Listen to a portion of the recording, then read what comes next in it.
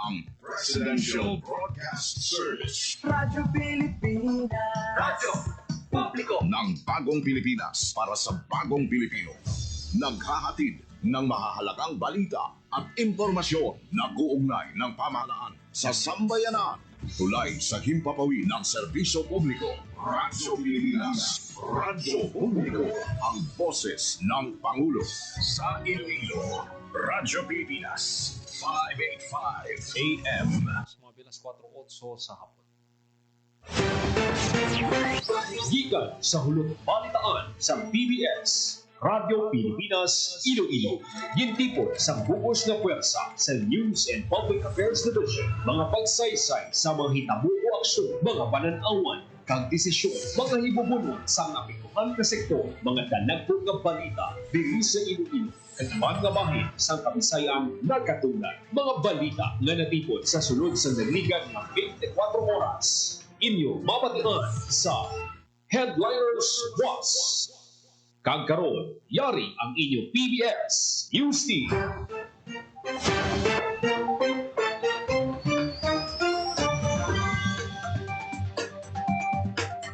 Mayong hapon, ni ang Headliners Was, Biyernes, Hunyo 13, 2025. Inang inyo tag balita, Joseph Paul Noblesa Tarosa, kagkaroon sa mga Pangulong dinalaan. IPPO naghahanda na sa pagpatuman sa security measures sa pagbukas ng klase sa Hunyo 16. Full face-to-face classes sa tanang bulutuan sa La Carlota City, lapit na lang magpanumbalik. Mabugat nga trapiko lauban sa Lunes, kadungan sa opening of classes, ICTTMO hugot nga magabantay sa trapiko sa mga lugar malapit sa bulutuan.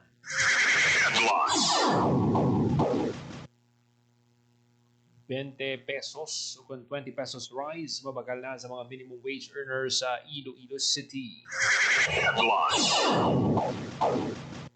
Mga pangduwa-duha kag kakulba sa paggamit sa artificial intelligence tinguan nga lubadon sa iwaton nga AI Festival sa Agosto. Masangkad nga operasyon kontra kolorom nga tricycle uman sa syudad sang Iloilo suno sa ICTTMO. Kagaron sa detalye na sang aton mga balita. Radyo Pilipinas. Radyo Pilipinas News. Nakahanda na ang Ilonggo Cup sa pagpatuman sa masangkad na seguridad sa pagbukas ng klase sa Lunes, Hunyo 16, tuig 2025. Suno kay Iloilo Police Provincial Office Director Police Colonel Roland Bulalakaw, ang tanan nga police unit sa probinsya ang may koordinasyon sa mga eskwelahan ug local government units. Ang kolaborasyon ginarakipan sa pagpahamtang sa traffic enforcers sagud magmando sang trapiko kag pag-deploy sa mga barangay tanod kag force multipliers para magbulig sa pagbantay. Ginmanduan man sang IPPO ang mga police units nga magpatigayon sang pagpatrolya sa vicinity sa mga eskwelahan, transport terminals kag mga strategic na lugar. Magapahamtang man sang Police Assistance Desk para sa madasig nga pagresponde kung may kinahanglan sang bulig ang pupuluyo. Suporta kag kooperasyon ang panawagan sang IPPO sa publiko para sa matawhay nga pagbukas ng klase sa Hunyo 16, 2025. Radyo Pilipinas. Radyo Pilipinas News. Full face-to-face classes sa tarang nga bulutuan sa La Carlota City, lapit na lang magpanumbalik. Detalye sang balita sa report ni JP Hervas. Radyo Pilipinas. Radyo Pilipinas. Report. Kinalauman ang malapit na lang nga pagpanumbalik sa full face-to-face classes sa tanan nga bulutuan sa La Carlota City, Negros Occidental. Inibagod ginpanugutan na nga makapauli sa ilang mga pulian ang mga internally displaced person o IDPs halin sa mga area sa guwasang 6 km permanent danger zone. Kasunod man sa panawago na makabalik na sa normal ang operasyon sa mga bulutuan na nagserve ng mga evacuation center sa sulod sang 6 kabulan.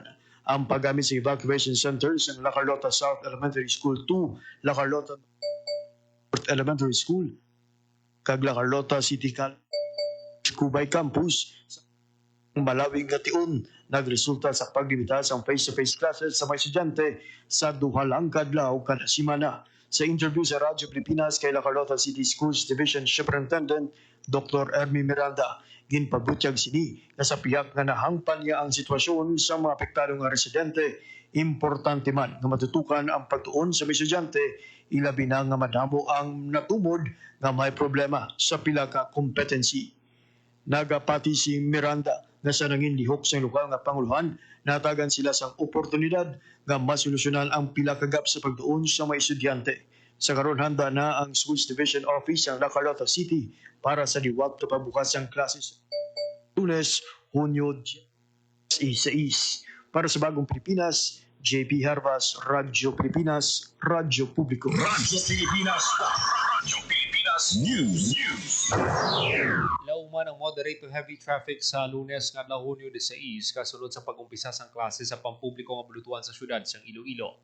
Handa na makatapo sang Iloilo City Traffic Transportation Management Office sa ila deployment partikular sa mga areas nga malapit sa bulutuan suno kay ICTTMO Head Retired Colonel Ulda Rico Garbanzos sa interview sang Iloilo Morning Program sang Radyo Pilipinas. Takipan sa pagkatutukan sa mga enforcer dugang sila mga transport terminals, mga ginalauman magadagsang pasahero halin sa probinsya. Nagapakig-angot man ang ICTTMO sa mga transport cooperative agud mapasigurong pagbiyahe sang ilang tanan ng mga units labi na sa peak hours agud maakomodar ang kadamuon sang pasahero. Hugot gyapon ang ipatuman ang car pass system sa bahin naman sa mga first town jeepney kasunod sang napasad nga kasugtanan sang syudad sa transport associations. Pangabay sang ICTTMO sa mga motorista, may responsable, mga defense driver, kang importante sa tanan, magbalon sang malaba nga pasensya sa dalanon. Radyo Pilipinas. Radyo Pilipinas News. Ang IDP sa La Carlota City nakapauli na sa ilang mga puluyan matapos ang masobra 6 ka bulan. Detalye sang balita sa report ni JP Hervas. Radyo Pilipinas. Radyo Pilipinas. Report. Matapos sa masobra 6 ka bulan, magkapauli na sa ilang mga puluyan ang ginatos ka internally displaced persons o kun IDP sa La Carlota City na nagapuyo sa gwasing 6 km permanent danger zone sang Bulkan Kanaon. Ginpanugutan sa lokal nga panguluhan ang mga luyag magpauli kasunod man sa ila pangabay nga makabalik na sa normal ang ila pangabuhi pati na ang operasyon sa mga bulutuan nga nagserbe nga evacuation center sa malawig nga tiun. Ginabanta 257 ka pamilya kung 890 ka individual gikan sa barangay Yobo kag Aral ang nakapauli na sa ila mga balay. Samtang sa 62 ka pamilya kung 226 ka individual gikan sa sitio Gintubdan, barangay Aral, kasakop sa gihapon sa 6 km permanent danger zone ang isaylo sa City Evacuation Center agud masigurado gihapon ang ilang safety. Ginpasalig naman ni Mayor Rex Salanduon nga ila ginaubra ang tanan para matigayon ang matawhay nga transition sang mga IDPs kag mahatagan gihapon sang bulig ang mga apektado nga pamilya. Para sa Bagong Pilipinas, JP Harvas, Radyo Pilipinas, Radyo Publiko. Radyo Pilipinas. Radyo Pilipinas News. 50 pesos rice mabakal na sa mga minimum wage earners sa Iloilo City. Detalye sang balita sa report ni JP Hervas. Radyo Pilipinas. Radyo Pilipinas. Report. Nagsugod na ang pagbaligas ang 20 pesos nga bugas sa syudad sang Iloilo. Ang benteng bigas meron na project lunsar sa mga regional offices sa Department of Agriculture, National Food Authority kag Department of Labor and Employment para sa mga minimum wage earners sa Western Visayas. Target sang dole nga mabuligan ang 4,500 ka empleyado halin sa 33 ka kumpanya sa Western Visayas. Ang kada mamugon mahimo nga magbakal sa tugtog 10 ka kilo sang baratong nga bugas kada bulan. Para sa Bagong Pilipinas, JP Harvas, Radyo Pilipinas, Radyo Publiko. Radyo Pilipinas. Radyo Pilipinas News. Apang duwa-duwa kagakulba sa paggamit sa artificial intelligence tiwaan nga lubadon sa iwaton nga AI Festival sa Agosto. Detalye sang balita sa report ni Hope Torrechante. Radyo Pilipinas. Radyo Pilipinas. Report. Ginpahayag ni Engineer Rowan Hilonga, Regional Director sa Department of Science and Technology Region 6, nga kabahin na sa kabuhi isang tao ang artificial intelligence.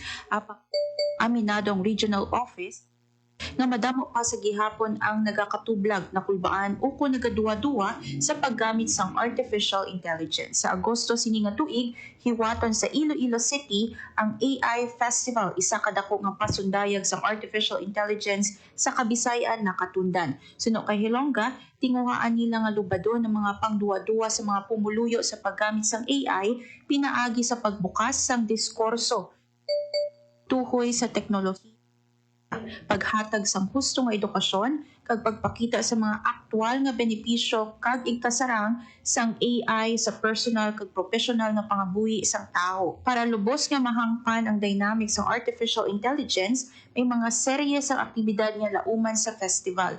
Lakip na diri ang AI hackathon nga buksan sa mga pamatan-on sa nagkalain-laing nga rehiyon sa pungsod. Sa amo nga paindis-indis magahuman sang solusyon kag inobasyon ang mga grupo sang kabataan agud sabton ang mga naglain-lain nga problema o concern. Kung palaron ang solusyon sarang man nga i-develop sang DOST-6 agud mapuslan o kung mapagwa sa merkado. Pangunahan naman sang Philippine Chamber of Commerce and Industry Iloilo ang AI exhibition sa diin mga kumpanya na nakadevelop sa mga AI technologies ang pag-aimbitaron sa syudad sang Iloilo agud nga makapasundayag kag makademo sa mga Ilonggo. Samtang tutukan naman sa Cine AI ang paggamit sang AI agud buligan innovate ang creative industry. Siling Hilongga ang mga maistoryahan kag matukiban, ang ilan naman isulod sa Regional AI Action Plan na sa karon rehiyon sa Ispa lamang ang may ara. So far, we are still the only region that came up with our artificial intelligence action plan. And this activity is actually part of that plan. So we would like to really have this festival, this conference, in order to highlight the critical importance of AI, not only in certain sectors, but in all dimensions of our personal and professional lives. Si Engineer Rowan Hilongga, Regional Director ng DOST Region 6. Para sa Bagong Pilipinas, Hope Torrichante, Radyo Pilipinas, Radyo Pilipinas. Radyo Pilipinas News. Masangkat nga operasyon kontra kolorom nga tricycle na uman sa syudad sang Iloilo sunod sa ICTTMO. Detalye sang balita sa report ni Janelle Baclay. Radyo Pilipinas. Radyo Pilipinas. Wala ka na masangkan nga operasyon matok sa mga kolorong na tricycle na nagabiyahe sa mga dalanon sa syudad sa Iloilo. Yun paandaman sa Iloilo City Traffic Transportation Management Office sa mga operators ng tricycle na maghingagaw sa pagproseso sa ilang prangkisa agad mangin lehitimo ang ilang pagbiyahe. Sa Hunyo 18, sano kay Retired Colonel Oderico Garbanzos ICTTMO Head, ang deadline sa mga operators ng tricycle sa pag-apply sa prangkisa sa diin sila ang ginabuligan sa palatapan kaupod ang LTO. Santo sa ginawad ng prangkisa sa syudad, masobra sa 2,000 ang intalana na tricycle franchise ay gintumod sa ruta sakop sang LPTRP kag ini ang ginbuksan sa mga aplikante. Sunod nga i-review naman sa ICTTMO dugang pa ni Garbanzos ang numero naman sa mga e-trike kag tricycle na nagabiyahe sa syudad sang Iloilo. Para sa Bagong Pilipinas, Janelle Baclay, Radyo Pilipinas, Radyo Publiko. Radyo Pilipinas. Radyo Pilipinas News.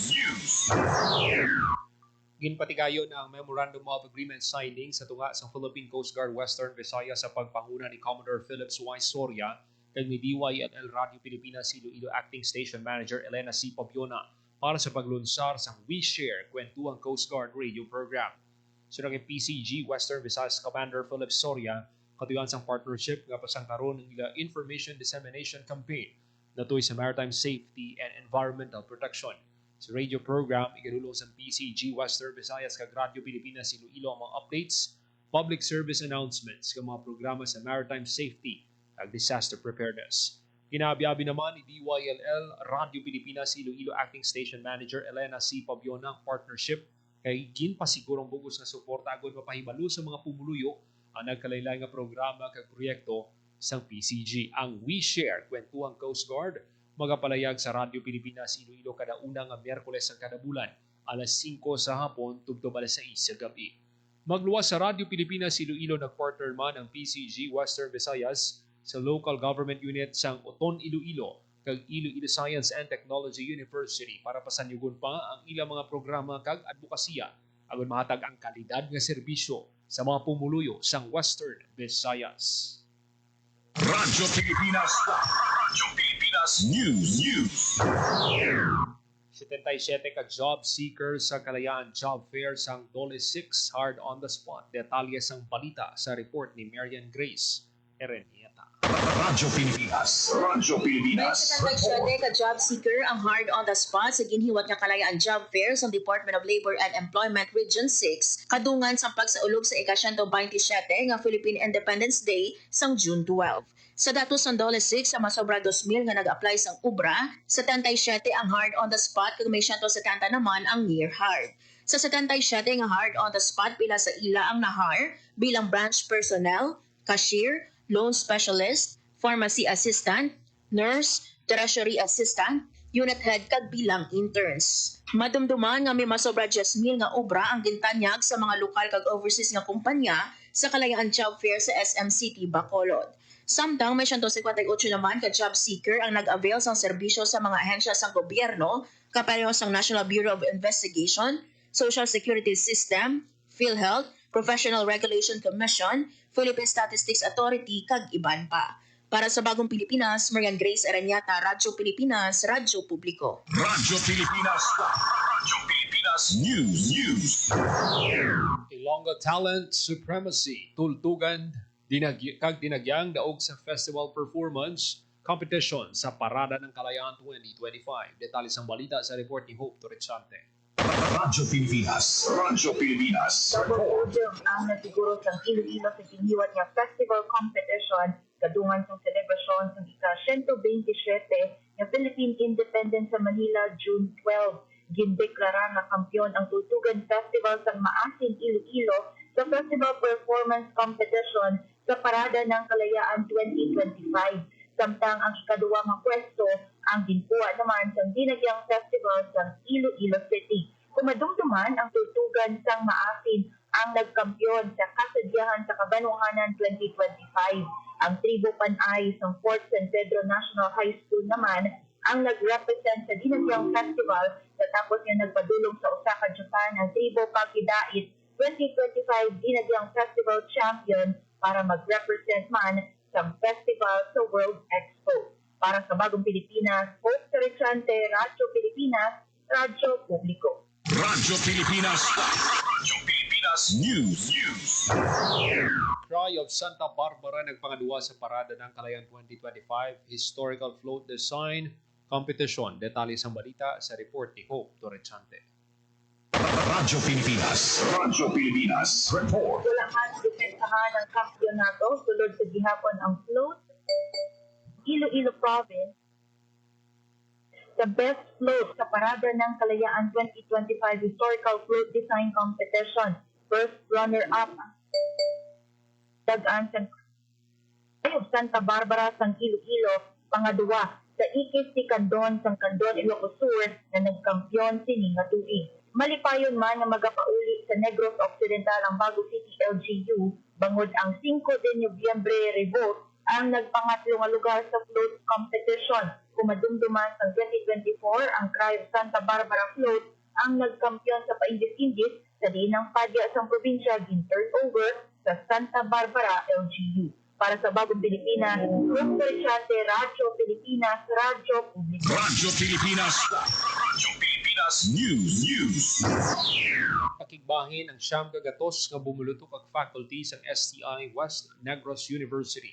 Sa Tourism Talks ng Department of Tourism, ang aktibidad ginpangunahan mismo ni DOT Secretary Cristina Garcia Frasco. Katuyoan sining ipakita sa mga pamatanon nga ang tourism degree hindi lang career isa man ka calling agon itibong ang kultura kag mangin positibo nga pagpag-o sa komunidad. Ginbida man sang tourism chief ang mga nalabot sa idalom sang Marcos administration nakip na ang record high international visitor revenues, mas tabig ang tourist stays, mataas nga tourist spending kag ang pagsako sa domestic travel. Ginpatpat ni Frasco ang papel sa turismo sa paghatag sang trabaho, pag-paumuad sang komunidad kag pagbulig sa ekonomiya sang pungsod nagalawang DOT ang madala pa sa madamong nga lugar sa pungsod ang Tourism Talks. Radyo Pilipinas. Radyo Pilipinas News. Sa mga dalagko nga project, may aragid ako nga bulig ang multi-partite monitoring team maging tukod sang niya bilang partner ginpahayag ni Engineer Jonel Bores, Regional Manager sang NIA 6 sa usapang agrikultura. Gina-involve gid ang mga stakeholders sa lin sa pag-umpisa sa mga proyekto ukod sa LGU para sa program implementation. May mga stakeholders nga nagabantay kag technical personnel man nga nagalantaw sang estado sang proyekto para ma-ensure ang quality control. Dugang man sini ang nagka-focus gid ang ahensya sa pag-monitor sa dalagko nga big ticket projects halin sa construction asa sa mga operation sini. Parayon man ang pagkandak sang sinapol, kolaborasyon agud makadihon sa proposal kag programa kaupod sa irrigators associations para maka-avail sila sa proyekto ginatagan gid sang kahigayunan ng mga farmers na makapalabot sang suwestyon kag maaktuhan ang mga concern pag sa ginahiwat nga regular meetings. Radyo Pilipinas. Radyo Pilipinas News. Pagpanghangkat sa pag-deliver ng tubig sa agricultural areas, ang siltation. Sino kay Engineer Jonel Bores, Regional Manager sa NIA 6, ang pagporma sa mga sediment nag-apekto sa distribusyon ng tubig, bagay nga kinahanglang matinluan kag mahawanan ng waterways kag kanal. Ginpayag sini sa programa Usapang Agrikultura nga may mga equipment nga ginpadala ang Central Office nga makabulig sa pagmaintenar sang irrigation system. Nagabuylog man ang Irrigation Association sa pag-monitor at pag-maintenar sa ilang areas nga nasakupan. Sa din silang ginatagan man sa insentibo bilang partners ng NIA sa nagkalain-lain nga proyekto. Radyo Pilipinas. Radyo Pilipinas News. Arestado ang isa ka senior citizen matapos magkuhan sang pusil, bala kag rifle grenade sa ginpatagay nga raid sa Barangay Toledo, Nabasaklan. Ang suspect ginakilala nga si alias Milo sa 65 anyos kag residente sang nainambitan nga lugar. Nakumpiska sa suspect isa ka unit sang caliber .38 revolver nga loaded sang 3 ka cartridge kag isa ka 40mm rifle grenade. Suno kay Police Regional Office 6 Director Jack Wonky, gindayaw siniyang masangkat nga kampanya sang Aklan Police Provincial Office batok sa loose firearms. Ang madinalagon nga operasyon nagapakita sang determinasyon sa kapulisan nga arestuhon ang mga nagahupot sang illegal nga armas pasabtod sa layi. Ginpaandaman naman ni Wonky ang mga tag-iya sang undocumented firearms may deposit o kung isurrender ini sa pinakamalapit nga estasyon. Agud makalikaw sa kaso ang suspect, magapangatubang sang kaso nga paglapas sa Republic Act 10591 o ng Comprehensive Firearms and Ammunition Regulation Act. Radyo Pilipinas. Radyo Pilipinas News. Sa Radyo Pilipinas alas 4:29 sa hapon.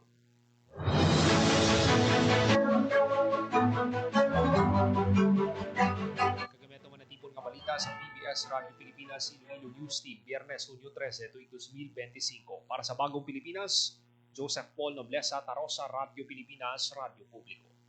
Ang inyong tulay sa himpapawid ng serbisyo publiko, ang Presidential Broadcast Service, Radyo Pilipinas, Radyo Publiko. Radyo Pilipinas. Radyo Publiko.